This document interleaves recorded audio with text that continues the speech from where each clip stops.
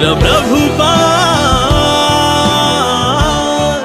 Messiah मिले। कि जब लोग माफ नहीं कर पाते, फॉरगिव नहीं कर पाते और मन में ग्रजेस रखते हैं, शिकायतें रखते हैं, रिजाइनमेंट्स रखते हैं और उस आग में जलते रहते हैं, थोड़े समय के लिए नहीं, सालों साल जलते रहते हैं, जीवन भर जलते रहते हैं, क्योंकि माफ ही नहीं कर पाते। सो ऐसे कौन लोग हैं जो कि आसानी से माफ कर पाते हैं? जिनमें आत्मबल होता है, जिनमें आंतरिक शक्ति होती है, ऐसे लोग माफ कर पाते हैं।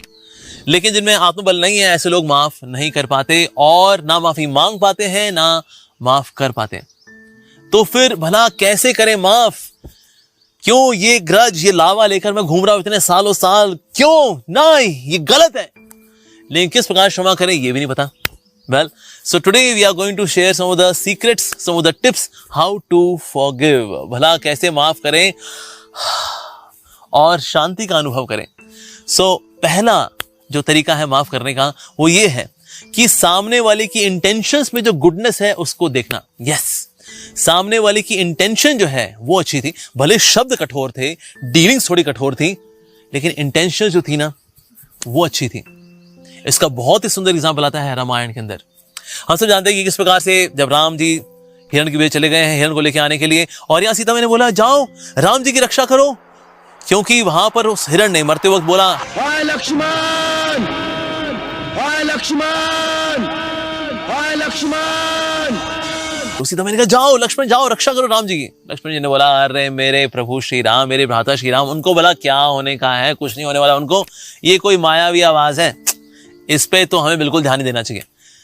उस वक्त सीता मैया ने उन पे आरोप लगा दिया कि शायद तुम्हारी भावना मेरे को लेकर के ठीक नहीं है, इसलिए तुम राम की मदद करने के लिए नहीं जा रहे हो लक्ष्मण। और जब ये गए भी तो वहां राम जी ने भी डांट लगा दी, अरे क्या तुम सीता को छोड़ के आ गए। दोनों तरफ से डांट पड़ गई लक्ष्मण जी को।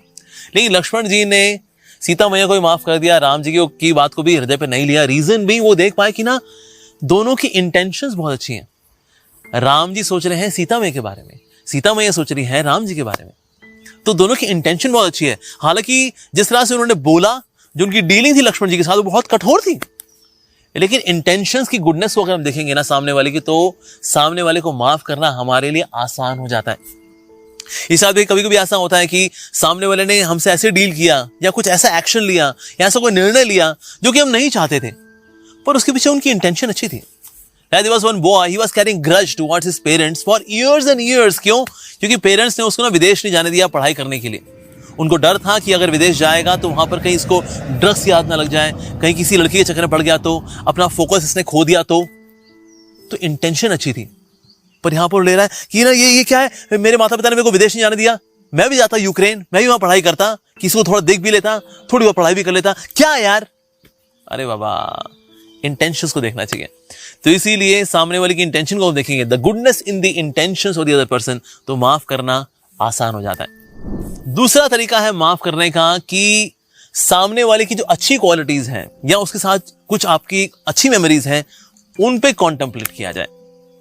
जैसे कि दुर्वासा मुनि जब अम्बरीश महाराज के पास आए, अम्बरीश एक बहुत ही महान राजा हुए थे और उन्होंने व्रत रखा हुआ था एकादशी का, और पारण करते वक्त उन्होंने बस पानी ही पिया था, लेकिन दुर्वासा मुनि को उस वक्त तो ठीक से बस वेलकम करने के लिए अभी उपस्थित नहीं हो पाए थे। इतने में दुर्वासा मुनि वाज वेरी एंग्री, और दुर्वासा मुनि ने जो है he cursed him to the extent of killing him. अरे इतनी छोटी सी बात पे इतना गुस्सा। तो हालांकि भगवान ने उनको दंड भी दिया दुर्वासा मुनि को इसका, लेकिन यहाँ पर अम्बरीश महाराज जी ने क्या किया, दुर्वासा मुनि की गुडनेस को देखा, तपस्वी हैं, सिद्ध महात्मा पुरुष हैं, उन्होंने ये नहीं देखा कि अरे किस बात पे गुस्सा कर रहे हो बाबा। So Ambarish Maharaj saw the goodness in Durvasa Muni, तो इसीलिए उनको माफ करना आसान हो गया। तो हर व्यक्ति में देखिए गुड क्वालिटीज भी होती हैं, थोड़ी बैड क्वालिटीज भी होती हैं। अगर बैड क्वालिटीज पे आप कॉन्टेम्पलेट करते रहेंगे ना, तो फिर सामने वाले को आप माफ नहीं कर पाएंगे। और इसमें तो ये भी है, अरे घटिया आदमी है वो, अरे बड़ा इगोइस्टिक है वो, अरे ये है वो, अरे वो है वो, हाँ ये हाँ। सर अच्छी क्वालिटीज भी तो हैं, उन पे ध्यान लगाइए ना, अच्छी क्वालिटीज भी होती हैं। There are some good memories also with the person. जब उसने कभी हमारी सेवा की थी, कुछ हेल्प की थी, हो सकता है उसकी माइनॉरिटी हो, क्वाइट पॉसिबल, लेकिन हम गुडनेस पे जब कॉन्टेम्पलेट करते हैं तो माफ करना हमारे लिए आसान हो जाता है। तीसरा तरीका माफ करने का कि बड़ी पिक्चर को देखना, छोटी पिक्चर में नहीं अटकना पर बड़ी पिक्चर को देखना। और इसका सुंदर एग्जांपल आता है राम जी की लीला में, जब राम जी ने सुग्रीव को माफ कर दिया, हालांकि सुग्रीव की मदद की, सुग्रीव की वाइफ को वाली से छुड़वाया भी, लेकिन सुग्रीव भाई साहब ये तो अपने भोग विलास में लिप्त हो गए, बल्कि वाली की पत्नी को भी अपने साथ रखे हुए हैं, and now he is enjoying with both the women. तो वहां लक्ष्मण जी गए, he was very angry on Sugriva, लेकिन राम जी ने कुछ नहीं बोला, राम जी ने माफ कर दिया, क्योंकि राम जी ने बड़ी पिक्चर को देखा कि अभी वानर सेना लेकर के जाना है, इनको लेकर के लंका पे चढ़ाई करनी है, फिर सीता को लेकर के आना है। तो राम जी ने तो इसको देखा। हालांकि राम जी को किसी की सेवा की आवश्यकता नहीं है, नो सेना required, he is there as परमात्मा, तो ऐसे ही किसी का कलेजा दबा करके ले आए सीता मैया को, लेकिन हाँ इनका कल्याण भी तो करना है, इनको सेवा में लगाना है।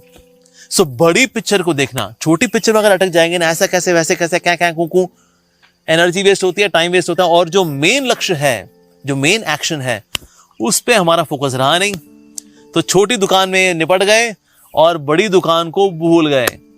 तो इसीलिए जब बड़ी पिक्चर को देखेंगे हम, तो छोटी चीज में नहीं अटकेंगे, माफ करेंगे, आगे बढ़ेंगे। और चौथा तरीका है क्षमा करने का, एम्पथाइज, यानी कि सारी सिचुएशन को, सारी परिस्थिति को सामने वाले के दृष्टिकोण से देखना, दैट इज एम्पथी। इसका बहुत सुंदर उदाहरण आता है महाभारत के अंदर भी और साथ ही श्रीमद् भागवतम के अंदर भी। जब अश्वत्थामा ने द्रौपदी के 5 पुत्रों को मार दिया, ये सोच कर कि ये पांडव है, रात को सोए हुए हैं, अंधेरे में मार दिया उसने। द्रौपदी के लिए तो ये डिवास्टेटिंग है, उसके पुत्र मारे गए हैं, लेकिन उन्होंने माफ कर दिया अश्वत्थामा को। तो उससे पूछा गया, भला द्रौपदी आप क्यों माफ करना चाहते हो अश्वत्थामा को? He has done such a heinous sin. So Draupadi ने कहा कि जिस तरह से अगर मेरे पुत्र नहीं रहे तो मुझको आज कितना दुख हो रहा है, और अगर आप पांडव अश्वत्थामा को आप मारेंगे तो फिर अश्वत्थामा की मां को भी तो वैसे दुख होगा ना। सो शी एम्पथाइज्ड, इसलिए फिर अश्वत्थामा को उन्होंने माफ कर दिया। तो सामने वाले की सिचुएशन क्या है, उसने किस भाव में आकर के, किस सिचुएशन में वो कार्य ऐसा कर दिया आपके प्रति, उसमें सामने वाले की दृष्टिकोण से जब परिस्थिति को देखेंगे ना, तो माफ करना हमारे लिए आसान हो जाता है। सो वन मोर फंडा in helping us to forgive the other person is to empathize, यानी सारी स्थिति को सामने वाले के दृष्टिकोण से देखना और उसको माफ कर देना। 5वां तरीका है detach your self. Okay, detach, किससे डिटैच? अगर आप दुनिया वालों से अगर डिटैच्ड हैं, अच्छा तो डिटैचमेंट वाला कैसे आती है जी? When you are attached to Krishna, so you are naturally then detached from the world. तो जब आप डिटैच्ड होते हैं ना, तो आपको दुख नहीं होता, आपके लिए माफ करना बड़ा आसान होता है। इसका बहुत ही सुंदर उदाहरण आता है श्री कृष्ण चैतन्य महाप्रभु की लीलाओं में। उनके बहुत ही महान पार्षद हुए नामाचार्य हरिदास ठाकुर। उस वक्त राजा थे, राजा हुसैन शाह, और उनके सैनिकों ने 22 मार्केट प्लेसेस में हरिदास ठाकुर को मारते चले गए, कोड़ों से मारते रहे, और 22 बाजारों में मारने के बाद हरिदास ठाकुर जी ने फिर भी इनको माफ कर दिया। तो ये भी हैरान थे कि हमने आपको 22 बाजारों में आपको पीटा है, लेकिन फिर भी आपने हमें क्षमा कर दिया। He said, yeah, that's okay. Detached. मुझे दुनिया वालों से कोई एक्सपेक्टेशन नहीं है। तो होता क्या है ना, जब आप किसी ऐसे व्यक्ति को हृदय में जगह देते हैं जो कि हृदय में रहने लायक नहीं है, और फिर वो व्यक्ति आपको जो कष्ट देता है ना, then you can't really forgive the person because you were attached to the person who was not really worthy enough कि उससे हम अटैच हो या उसको यहाँ पर अपने हृदय के आसन में बिठाएं। तो ऐसा व्यक्ति आपको कष्ट देता है, उतना गहरा कष्ट देता है जिसको कि आपने अपने हृदय की गहराइयों में बिठा के रखा था। पर हृदय की गहराइयों में किसको बिठा के रखना चाहिए? भगवान श्री कृष्ण को। भगवान को बिठाएंगे ना, तो फिर दुनिया वालों से अपने आप डिटैचमेंट हो जाती है। तो कोई अगर आपको हर्ट भी करता है, I forgive you too, it's okay, because I am attached to Krishna, so that's why I am detached from this world. Attachments आपको वीक बनाती हैं, डिटैचमेंट आपको स्ट्रांग बनाती है। Detachment from the world, attachment to the lord. तो इसीलिए ये भी देखना है कि किसको हृदय में रखना है, किसको हृदय में नहीं रखना है। और गलत व्यक्ति को अगर आप हृदय में रखेंगे तो आपका हृदय तो फुटबॉल बनेगा ही बनेगा। हाँ जी, तो इसीलिए detach yourself. More you are attached, उतना ज्यादा आप वल्नरेबल हैं टू गेट हर्ट। तो एक कहावत है ना, if you love someone more than they deserve, they will hurt you more than you deserve. तो इसीलिए किसी को उतनी जगह दें अपनी लाइफ में जितना कि वो उसके लायक है, और हृदय के गहराइयों में, कोर में, ultimately lord Shri Krishna should be there.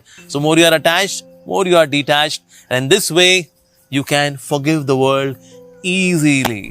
Okay, छठा तरीका है माफ करने का कि सामने वाले की कंडीशनिंग को देखना। प्रकृति के 3 गुण हैं, सतो, रजो, तमो, और सारी दुनिया इन्हीं की कठपुतली बन करके जी रही है। तो कभी कभी तमोगुण के नशे में आकर के या रजोगुण के पागलपन में आकर के व्यक्ति हो सकता है आपको हर्ट कर दे, but know that this person is actually helplessly driven by the 3 modes of material nature. विशेष रूप से जो निचले गुण होते हैं ना, ये रजो और तमो, इसमें आकर के उल्टी सीधी हरकतें होती हैं। तो इसलिए ये बेचारा तो फंसा हुआ है प्रकृति के 3 गुणों में। तो इसने जो किया ना, वो कंडीशनिंग ऐसी हो गई थी। Yes, example comes that of Shishupal and Lord Shri Krishna. भगवान श्री कृष्ण ने शिशुपाल के कितने ही ऑफेंसेस माफ कर दिए। उसके साथ ये था कि अगर शिशुपाल 100 लगातार ऑफेंसेस कर देगा भगवान श्री कृष्ण के प्रति, then Krishna will kill him, otherwise Krishna will forgive. और थ्रू आउट लाइफ भगवान श्री कृष्ण उसको हर बार माफ किया। रीजन भी, कभी शिशुपाल 95 पे रुकता था, तो कभी 91 पे रुकता था, तो कभी 93 पे रुकता था, तो कभी 99 पे रुकता था। इस तरह से हर रोज उसने भगवान श्री कृष्ण को गाली दी और हर रोज भगवान श्री कृष्ण उसको माफ किया। सो फाइनली जब उसने एक दिन सेंचुरी मारी दी, तो भगवान ने कहा चलो अब तुम्हारा कल्याण कर देते हैं। कल्याण भी किया उसका, उसको मार करके अपने धाम भेज दिया। हालांकि but the point is that Krishna forgive किसको? शिशुपाल को। शिशुपाल की कंडीशनिंग को देख करके, वो तामसिक व्यक्ति है, निंदा से भरा हुआ है, ईर्ष्या द्वेष से भरा हुआ है वो व्यक्ति, ये उसकी तामसिक कंडीशनिंग है। तो सामने वाले की तामसिक कंडीशनिंग को देख करके, उसको देख करके ये तो बेचारा बीमार है, बल्कि तमस में रजस में। जो बीमार व्यक्ति उससे क्या द्वेष करें, उससे क्या ग्रज रखें? Forgive the person. तो सामने वाली कंडीशनिंग देख करके उसके लिए प्रार्थना करनी चाहिए और उसको माफ कर देना चाहिए। 7वां तरीका है रिश्ते की खूबसूरती के ऊपर फोकस करना।